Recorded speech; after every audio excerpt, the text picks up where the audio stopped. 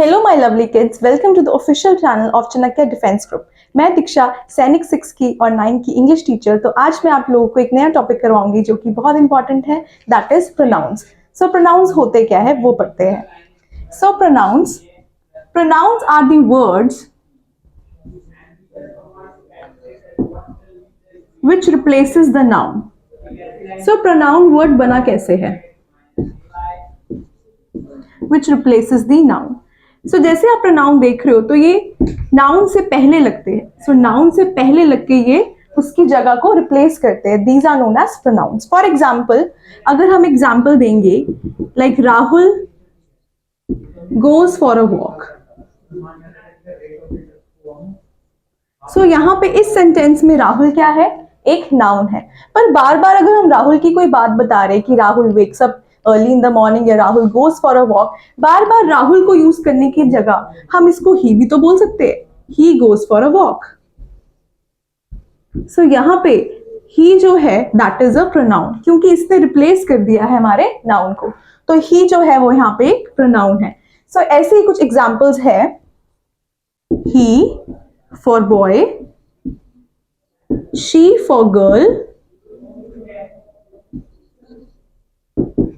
it for things और animals। तो ये तो बात करी हमने सिंगुलर की। सिंगुलर समझते हो, जिसमें एक की बात की गई है। देन दे जो है वो हमारे प्लूरल की बात बताता है। ये मैं आपको एग्जांपल्स कराऊंगी आगे। सो आपको समझ में आ गया प्रोनाउंस क्या होते हैं, जो नाउन्स को रिप्लेस करते हैं, जो नाउन्स की जगह यूज होते हैं। ठीक है, चलिए नेक्स्ट करेंगे हम पर्सन्स के बारे में। सो जो नेक्स्ट टॉपिक है हमारे प्रोनाउंस में होते हैं पर्सन्स। सो प्रोनाउंस को स्टडी करने के लिए पहले हमें पर्सन्स पता होने चाहिए कि पर्सन्स क्या होते हैं।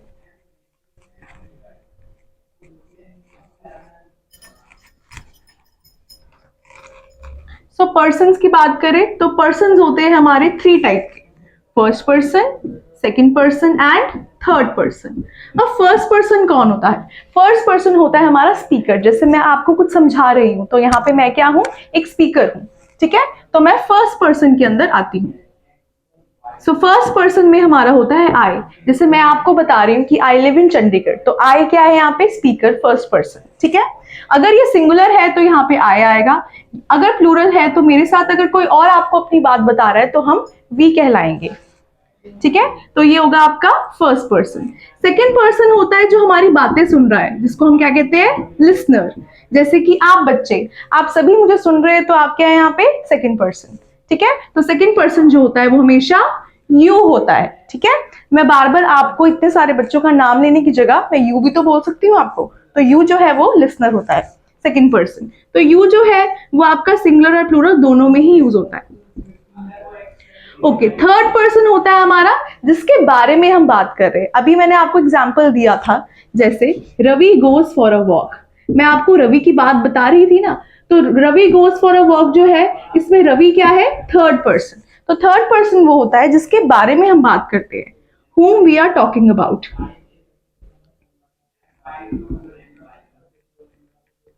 ठीक है, तो whom we are talking about जो होगा वो आपका थर्ड पर्सन होगा। ठीक है, अब थर्ड पर्सन की भी कैटेगरीज होती है, एक होती है सिंगुलर और एक होती है प्लूरल। अब रवि जो है वो इकलौता एक लड़का है, एक सिंगुलर नाउन है। ठीक है, तो हम उसको क्या बोलेंगे, ही बोलेंगे, ही लगाएंगे हम यहाँ पे, तो ये एक प्रोनाउन कहलाएगा। तो ही यहाँ पे क्या बना, थर्ड पर्सन हमारा प्रोनाउन, ही। ठीक है, देन अगर कोई गर्ल के बारे में हम बात कर रहे हैं तो शी, कोई एनिमल के बारे में बात कर रहे हैं तो इट, या कोई थिंग के बारे में बात कर रहे हैं तो भी इट ही लगेगा। चलिए अब इसमें प्लूरल की बात करेंगे तो हम इसमें क्या लगाएंगे, दे। फॉर एग्जाम्पल मैंने बोला Reena, Sheena and Megha are playing, and Megha are playing. तो इसमें हम बार बार रीना, शीना, मेघा लिखने के बजाय हम इसको यहाँ पे दे भी तो लिख सकते हैं कि वो इकट्ठे जो है ग्रुप में, तो हम उनको यहाँ पे क्या लिखेंगे, दे। तो यहाँ पे हमारा आ जाएगा दे आर प्लेइंग। ठीक है, तो दे जो है इसमें क्या है, एक प्रोनाउन है। कौन सा प्रोनाउन है, थर्ड पर्सन वाला। ठीक है। सो आई होप आपको पर्सन समझ में आ गए है। फर्स्ट पर्सन होता है हमारा स्पीकर, सेकंड पर्सन होता है हमारा लिसनर और थर्ड पर्सन होता है जिसके बारे में हम बात करते हैं। चलिए, ये तो हमने करे इनके सब्जेक्टिव टाइप, अब हम करेंगे इनके ऑब्जेक्टिव टाइप। ऑब्जेक्टिव होता है कि जब हम इनको सेंटेंस में यूज करेंगे तो हम इसको कैसे यूज करेंगे। आई जो है सब्जेक्टिव में आई होगा और ऑब्जेक्टिव में क्या होगा इसका, मी। ठीक है, वी का सब्जेक्टिव क्या होगा, अस। ठीक है, यू का क्या होगा, योर्स। ठीक है, दोनों यू जो है वो सिंगुलर में भी यू ही होगा और प्लूरल में भी यू ही होगा। अगर मैं एक बच्चे से बात कर रही हूं तो वो भी यू है और अगर बहुतों से कर रही हूं तो वो भी यू होगा। इसका ऑब्जेक्टिव होगा योर्स। ही का बनेगा हिज, शी का बनेगा हर और इट का बनेगा इट्स, दे का बनेगा देम। ठीक है, तो ये सारे हमने ऑब्जेक्टिव भी कर दिए, तो आप इसको नोट डाउन कर सकते हो। नेक्स्ट हम करेंगे काइंड्स ऑफ प्रोनाउंस। तो यही जो प्रोनाउंस है ये सारे एग्जांपल्स थे हमारे प्रोनाउंस की, ये सारे प्रोनाउंस हमारे यूज होंगे। अब हम फर्दर इसके टाइप्स पढ़ेंगे कि टाइप्स कितने होते हैं प्रोनाउन के।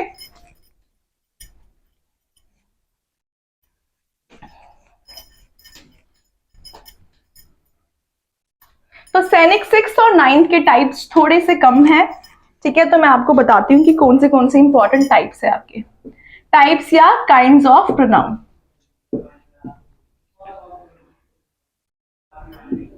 सो आपका पहला काइंड ऑफ प्रोनाउन होता है पर्सनल प्रोनाउन। कौन सा प्रोनाउन होता है, पर्सनल प्रोनाउन। मैं वन बाय वन कराऊंगी इससे अच्छे से ताकि आपको समझ में आ जाए। अब पर्सनल से आपको क्या समझ में आ रहा है, ये बना है आपके दो वर्ड से। ठीक है, पर्सन और अनल। ठीक है, तो जिसमें हमारा पर्सन जो है उसमें हम इम्फेसाइज करेंगे।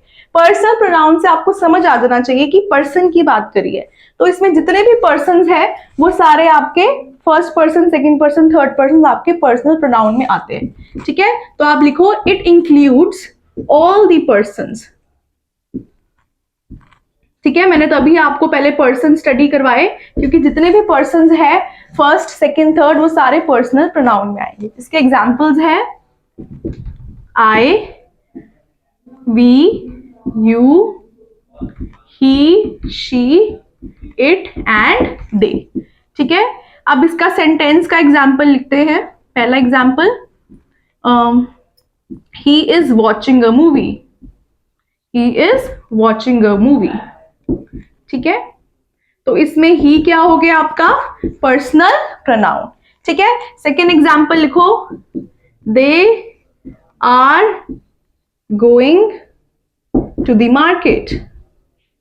ठीक है, तो इसमें दे क्या है आपका, पर्सनल प्रोनाउन। सो ये पर्सनल प्रोनाउन में जितने भी आपके एग्जांपल्स है वो सारे आएंगे।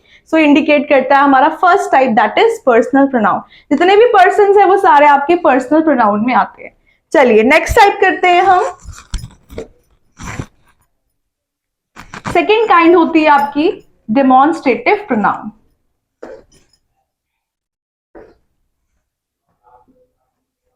Okay, the second type is demonstrative pronoun. अब डेमोन्स्ट्रेटिव का मतलब क्या होता है, डेमोन्स्ट्रेटिव का मतलब होता है किसी को पॉइंट आउट करना। ठीक है, पॉइंट आउट का मतलब क्या होता है, हमें बताना है कि ये वो, ये या वो। ठीक है, सो इसमें एग्जांपल्स बहुत अच्छे इजी है। ठीक है, पहले मैं आपको इसकी डेफिनेशन निकालती हूँ। It points out the noun. ठीक है, ये पॉइंट आउट करता है एक तरीके से नाउन को। ठीक है, फॉर एग्जाम्पल मैंने बोला this, that, these and those. इसके बहुत इजी है, सबसे इजीएस्ट प्रोनाउन जो होता है वो डेमोन्स्ट्रेटिव होता है बिकॉज इसके चार ही एग्जाम्पल है, this, that, these and those. अब इसको यूज कहाँ करना है वो मैं आपको बताती हूँ। दिस और दैट जो होता है वो सिंगुलर में यूज होता है, सिंगुलर नाउन की अगर बात कर रहे हैं हम। ठीक है, और दीज और दोज जो होता है वो प्लूरल में यूज होता है। क्लियर? ठीक है, अब आपको बताना कैसे कि दिस और दैट में भी डिफरेंस क्या है। दिस, जब कोई भी चीज आपके पास, एक चीज आपके सामने पड़ी है लोकेशन वाइज, तो वहां दिस आएगा। दैट मतलब कोई भी चीज दूर पड़ी है। ठीक है, पर सिंगुलर होनी चाहिए वो। क्लियर? दीज होगा अगर कोई चीज सिंगुलर में बहुत ज्यादा पास में पड़ी है, दीज, यहाँ पे बहुत सारी बुक्स पड़ी है तो दीज बुक्स आएगा। अगर बहुत सारी चीज दूर पड़ी है तो दोज आएगा। ठीक है, ये प्लूरल को रेफर करता है। अब इसके एग्जाम्पल्स लिख लो। First is this is your book, ठीक है। सो दिस यहां पे क्या इंडिकेट कर रहा है आपका डेमोन्स्ट्रेटिव प्रोनाउन, ठीक है।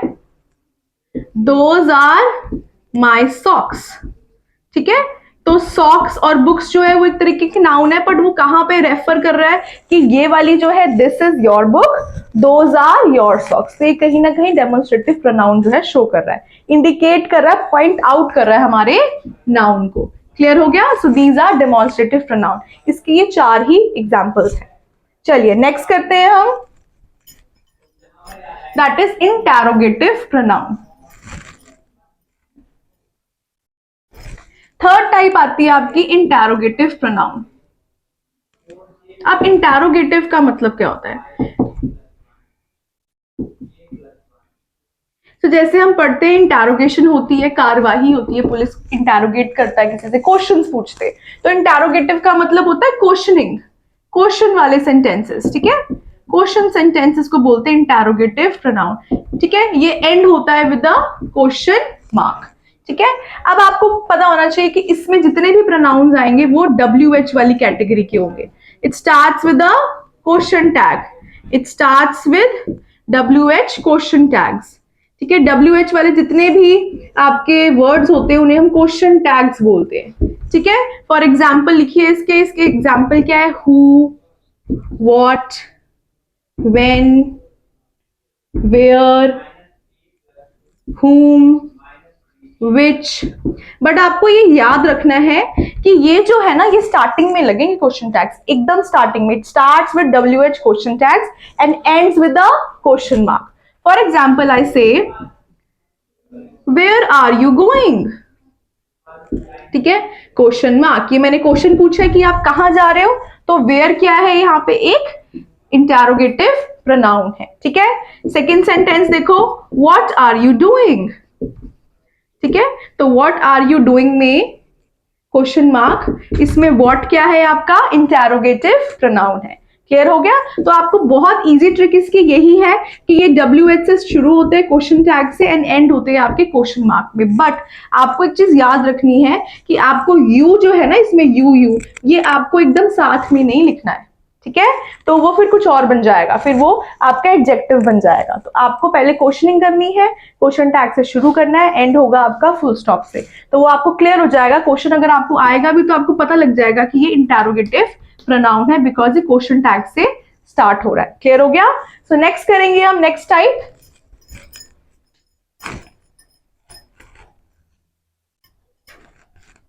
सो नेक्स्ट टाइप आती है आपकी possessive pronoun. Fourth kind is possessive pronoun. अब पोजेसिव से आपको क्या समझ में आ रहा है? पोजेसिव का मतलब होता है कोई पोजेशन शो करना। पोजेशन का क्या मतलब होता है? बहुत बच्चों को नहीं पता। पोजेशन का मतलब होता है ओनरशिप, ओनरशिप या बिलोंगिंगनेस, कि ये चीज जो है वो किससे बिलोंग करती है, ठीक है।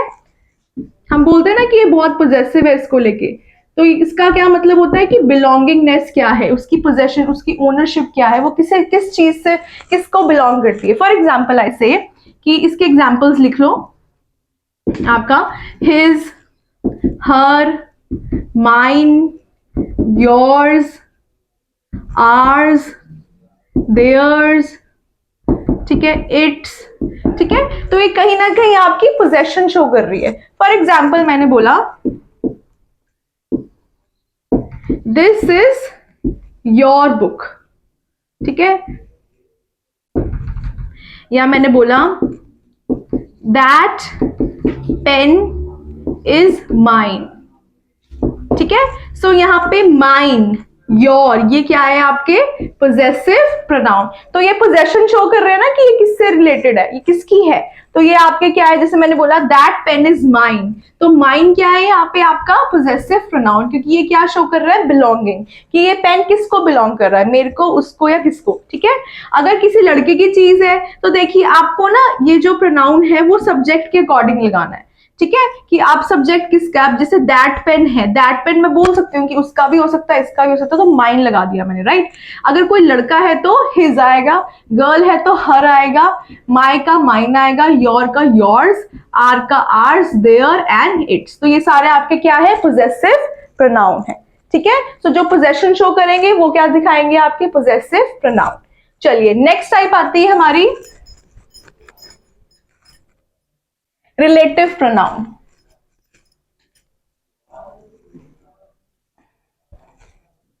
तो fifth type is relative pronoun. अब रिलेटिव प्रोनाउन क्या होते हैं? रिलेटिव से आपको क्या समझ में आ रहा है, रिलेशन। जैसे रिलेटिव्स होते हैं ना हमारे, उनके साथ हमारी रिश्तेदारी होती है, तो वैसे ही आपको रिलेटिव से क्या समझ में आ रहा है, रिलेशन। तो रिलेशन कैसे दिखाता है ये? सो रिलेटिव प्रोनाउन वो प्रोनाउन होते हैं जो टू सेंटेंसेस को रिलेट करता है। क्या करता है? टू सेंटेंसेस को रिलेट करता है। फॉर एग्जाम्पल, इसके एग्जाम्पल्स है who, which, that and whom। ठीक है, इसके भी 4 एग्जाम्पल है रिलेटिव प्रोनाउन के। अब मैं आपको बताऊंगी कि ये दो सेंटेंसेस को कैसे जोड़ता है। जो दो सेंटेंसेस को जोड़ेगा उसे हम रिलेटिव प्रोनाउन कहते हैं। वो इसके सिर्फ 4 एग्जाम्पल्स है, यूज करना सिखाती हूँ मैं आपको कैसे यूज होंगे। फॉर एग्जाम्पल मैंने बोला he is the boy dash comes first in the class, comes first in the class। ठीक है, अब ये एक एग्जाम्पल है। अब इसमें दो सेंटेंस बन रहे हैं, ही इज द बॉय, और मैं इसको ऐसे भी लिख सकती हूँ ना, he comes first in the class. अब ये दो सेंटेंसेस को एक वर्ड जोड़ेगा। बार बार ही लिखने की जगह मैं ये भी लिख सकती हूँ ना, who comes first in the class. ठीक है, या हु केम फर्स्ट, केम लगाते हैं चलो इसमें, who came first in the class. ठीक है, सो मैंने दो सेंटेंस लिए थे, he is the boy, he came first in the class. तो उसको ही की जगह मैंने किससे रिप्लेस किया है, हु से। बार बार ही लिखने की बजाय हमने हु लगा दिया, तो हु एक बीच में लग गया। आप बोलोगे मैम हु और विच तो, हुम तो क्वेश्चन टैग्स भी है, मतलब कि इंटरोगेटिव भी है, पर नो, इंटरोगेटिव की सबसे बड़ी निशानी है कि उसमें क्वेश्चन पूछा जाएगा आपसे, क्वेश्चन मार्क लगेगा और वो स्टार्टिंग में लगेगा। ये बीच में लग रहा है दो सेंटेंसेस के, तो इसको रिलेटिव प्रोनाउन कहा गया है। ठीक है, नेक्स्ट मैं आपको दैट का भी लगा देती हूं।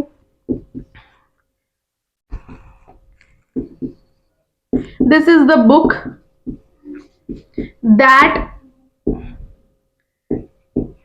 I bought for the market, from the market.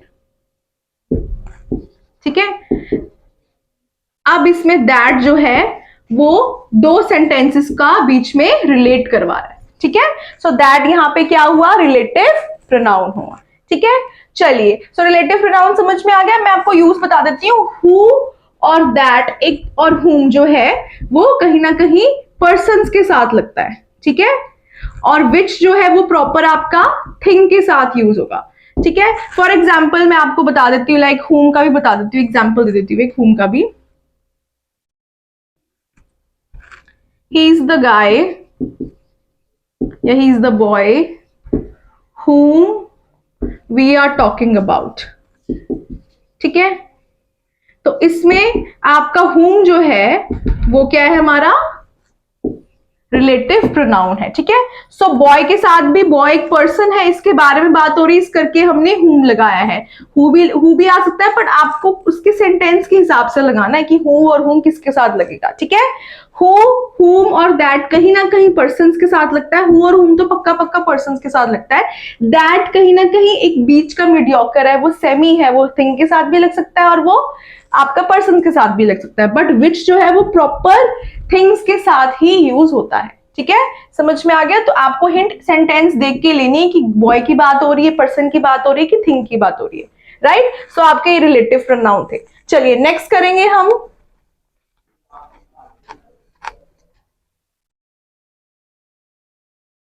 Reflexive pronoun. ठीक है, नेक्स्ट टाइप की आती है प्रोनाउन आपकी रिफ्लेक्सिव प्रोनाउन। अब रिफ्लेक्सिव प्रोनाउन क्या होते हैं? आपने रिफ्लेक्शन वर्ड सुना होगा, तो रिफ्लेक्सिव प्रोनाउन जो है वो रिफ्लेक्शन से बना है, रिफ्लेक्ट बैक। ठीक है, रिफ्लेक्शन से। इसका क्या मतलब है कि जो भी आपका प्रोनाउन होगा वो नाउन से रिफ्लेक्ट बैक होगा। ठीक है, इट रिफ्लेक्ट्स द नाउन, ठीक है। एंड इसका एक बहुत इजी ट्रिक है कि इसमें आपका सेल्फ और सेल्स लगता है, ठीक है, सेल्फ या सेल्स लगेगा तो आपको समझ में आ जाएगा कि ये रिफ्लेक्सिव प्रोनाउन है। चलिए मैं आपको बताऊंगी कि सेल्फ किस साथ लगता है। सेल्फ लगेगा आपका सिंगुलर प्रोनाउन के साथ, ठीक है। एग्जाम्पल ले लो इसके, हिम है। अब हिम जो है वो एक सिंगुलर प्रोनाउन है, हिम सेल्फ। हर शी के लिए यूज होता है ना हर, तो हर भी एक सिंगुलर है तो हर सेल्फ, इट भी इट सेल्फ। बट सेल्स किस साथ लगेगा आपका, प्लूरल के साथ, ठीक है, प्लूरल प्रोनाउन के साथ। अब प्लूरल प्रोनाउन के तो एक एग्जांपल है, ठीक है, एक तो योर प्लूरल, यू जो होता है वो प्लूरल भी होता है ना, तो योर सेल्स या देम सेल्स, ठीक है। यू जो है ना वो सिंगुलर प्लूरल दोनों में लगेगा, तो इसमें हम दोनों में लिख सकते हैं, योर सेल्फ या योर सेल्स। बट आपको नाउन के हिसाब से लगाना है, मैं आपको लगाना सिखाती हूँ। ये सारे आपके एग्जाम्पल्स है रिफ्लेक्सिव प्रोनाउन के, ठीक है। अब इसका देखिए यहाँ पे अगर आपको दिख रहा होगा तो इस यहाँ पे मैं आपको एग्जाम्पल देती हूँ, जैसे कि the boy made the food himself, ठीक है। अब इसमें क्या आपको शो हुआ कि जो बॉय है वो एक नाउन है यहाँ पे, ठीक है। उस नाउन को रिफ्लेक्ट किसने किया, वो बॉय है तो वो ही होगा, ऑब्वियस सी बात है। तो वो रिफ्लेक्ट किस में कर रहा है, हिमसेल्फ में कर रहा है, कि उस लड़के ने अपना खाना खुद बनाया। जहां पे खुद आ जाएगा ना, खुद या उसने द्वारा, किसके द्वारा, ठीक है, हिमसेल्फ, हरसेल्फ, देमसेल्फ, तो वो आपका रिफ्लेक्सिव प्रोनाउन है। बहुत ईजी है रिफ्लेक्सिव प्रोनाउन, इसमें सेल्फ और सेल्फ लगता है, बस आपको पता लग जाएगा। सी आपको बॉय के हिसाब से अगर यहाँ पे गर्ल होता तो यहाँ हर सेल्फ आता, ठीक है। अगर इट होता तो इट सेल्फ आता, अगर कोई ऑब्जेक्ट की बात हो रही है, ठीक है। दे है, बहुत सारे बच्चों की बात हो रही है तो देमसेल्व्स आता। क्लियर हो गया, तो ये आपका रिफ्लेक्ट कर रहा है, the boy made the food himself, ठीक है। सो ये आपका एग्जाम्पल था। सो रिफ्लेक्सिव प्रोनाउन बहुत ईजी, इसमें कोई डाउट नहीं होना चाहिए क्योंकि इसमें सेल्फ और सेल्फ लगता ही लगता है। चलिए नेक्स्ट आते हैं आपके इनडेफिनिट प्रोनाउन।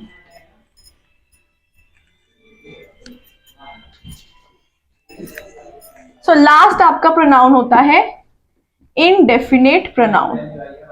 अब इनडेफिनिट प्रोनाउन क्या होता है, इनडेफिनिट का मतलब होता है जो डिफाइन नहीं है, ठीक है। आप बोलो नॉट डिफाइंड, ठीक है। नॉट डिफाइंड का मतलब क्या होता है कि कोई फिक्स्ड नहीं है। अब जैसे हम जितने भी प्रोनाउंस पढ़े हैं उसमें ही शी हमें पता होता है ना कि गर्ल है कि बॉय है कि एनिमल है कि कोई थिंग है, बट इनडेफिनिट में हमें पता ही नहीं कि वो गर्ल है, बॉय है कि क्या है, उसे बोलते हैं इनडेफिनिट प्रोनाउन। इसका एग्जाम्पल है लाइक समवन, समबडी, ठीक है ना, समझ रहे हो आप। हमें पता है कि कोई नाउन है, कोई पर्सन है, बट हमें ये नहीं पता कि वो गर्ल है, बॉय है, थिंग है कि क्या है, ठीक है, उसे बोलते हैं इनडेफिनिट। समबडी, ठीक है, एनीवन, नो वन, नोबडी, ठीक है, तो वो आपके क्या हो गए, नन, आइदर, नाइदर, ठीक है, फ्यू, सम, तो ये सारे आपके क्या हो गए, इनडेफिनिट प्रोनाउन। मतलब आपको पता ही नहीं कि गर्ल है, बॉय है, एनिमल है, थिंग है, तो उसे बोलते हैं हम इनडेफिनिट प्रोनाउन, ठीक है। चलिए इसके एग्जांपल्स देखिए। For example someone is standing on the door, ठीक है। अब कोई खड़ा है बट हमें ये नहीं ना पता कि कौन है, लड़का लड़की खड़ा है कि क्या है, ठीक है, थिंग है कि क्या है, सो वो क्या है आपका इनडेफिनिट प्रोनाउन, ठीक है। तो इनडेफिनिट प्रोनाउन ढूंढना भी बहुत आसान है, ठीक है। आपको इसमें पता ही नहीं कि कौन है क्या है, it's just someone, somebody, anyone, no one, nobody, वो आपके अकॉर्डिंगली सेंटेंस में यूज होंगे, ठीक है। तो इसे हम बोलते हैं इनडेफिनिट प्रोनाउन। क्लियर हो गया। चलिए नेक्स्ट लास्ट जो आपका रह गया है वो है आपका डिस्ट्रीब्यूटिव प्रोनाउन। वो लास्ट है आपका फॉर सैनिक classes. Okay, so last type is distributive pronoun. Distribution से आपको क्या समझ में आ रहा है, डिस्ट्रीब्यूटिव से डिस्ट्रीब्यूटिव प्रोनाउन। अब डिस्ट्रीब्यूटिव प्रोनाउन में ना आपको डिस्ट्रीब्यूशन समझ में आएगा। Distribution in the sense,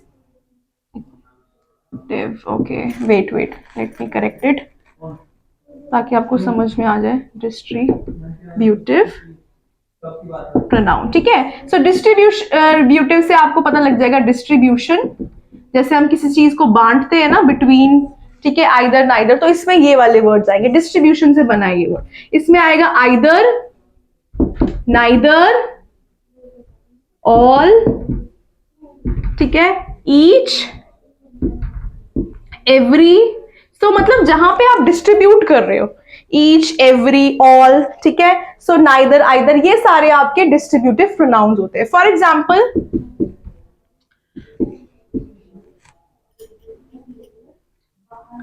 each